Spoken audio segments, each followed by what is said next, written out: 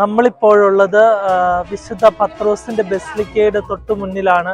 ഇവിടെ പതിനായിരങ്ങളാണ് ഫ്രാൻസിസ് പാപ്പയുടെ മൃതദേഹം സന്ദർശിക്കുവാനും ഇവിടെ വന്ന് പ്രാർത്ഥിക്കുവാനുമായിട്ട് കടന്നു വന്നുകൊണ്ടിരിക്കുന്നത്.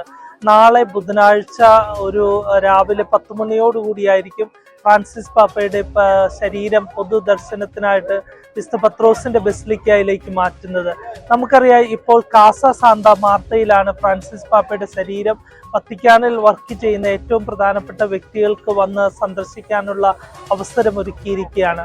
ഈ ബസിലിക്കയുടെ തൊട്ടു മുന്നിലാണ് ഫ്രാൻസിസ് പാപ്പ ഈസ്റ്ററിന്റെ അന്ന് സന്ദേശം നൽകുകയും അനേകരുടെ അടുത്തേക്ക് തൻ്റെ രോഗാവസ്ഥകളും ക്ഷീണിച്ച അവസ്ഥയൊന്നും വകവയ്ക്കാതെ രോഗികളുടെ ഇടയിലേക്കും അവിടെ തടിച്ചുകൂടിയ തൻ്റെ ജനങ്ങളുടെ ഇടയിലേക്ക് ഇറങ്ങി വന്ന ശക്തനായ ഒരു ഇടയനായിരുന്നു ഫ്രാൻസിസ് പാപ്പ.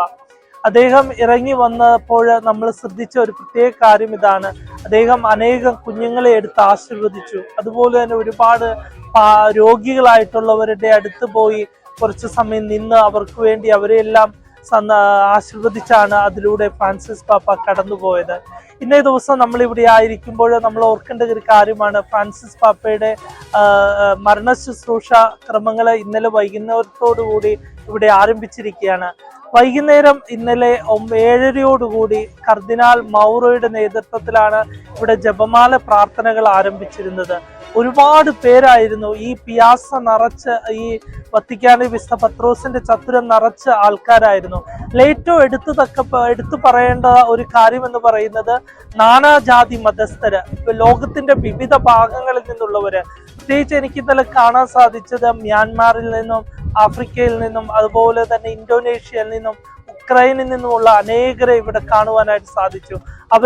അവരുടെ രാജ്യത്തിന്റെ പതാകയുമായിട്ട് ഫ്രാൻസിസ് പാപ്പയ്ക്ക് നന്ദി പറയുവാനായിട്ട് ജപമാലയിൽ പങ്കുചേരുകയും, ജപമാലയ്ക്ക് ശേഷം പല ഗ്രൂപ്പുകൾ, ഇവിടെയുള്ള ഒരുപാട് ചെറുപ്പക്കാര് അവരുടേതായിട്ടുള്ള രീതിയിലുള്ള ഫ്രാൻസിസ് പാപ്പയ്ക്ക് നന്ദി പ്രകാശിപ്പിക്കുന്ന രീതിയിലുള്ള പാട്ടുകളൊക്കെ ഇവിടെ ബാനറുകളൊക്കെ വെച്ച് പാട്ടുകളൊക്കെ പാടി ഫ്രാൻസിസ് പാപ്പയുടെ ആത്മശാന്തിക്ക് വേണ്ടി പ്രാർത്ഥിക്കുകയും ചെയ്തു.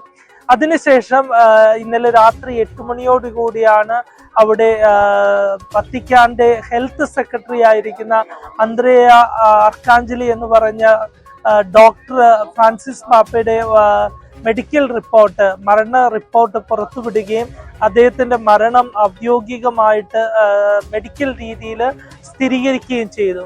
അതുപോലെ തന്നെ ഒരുപാട് മെത്രാന്മാരും കർദിനാൾമാരും അതുപോലെ തന്നെ ഇന്നലെ അവിടെ ഒരുമിച്ച് കൂടി. അതിനുശേഷം നമ്മൾ വത്തിക്കാൻ പേപ്പൽ വസതിയുടെ സാന്ത കാസ മാർത്തയുടെ വാതിലുകൾ അടച്ചുപൂട്ടുകയും അത് സീല് വെക്കുന്നതായിട്ടും കാണുവാനായിട്ട് ഇട വന്നു.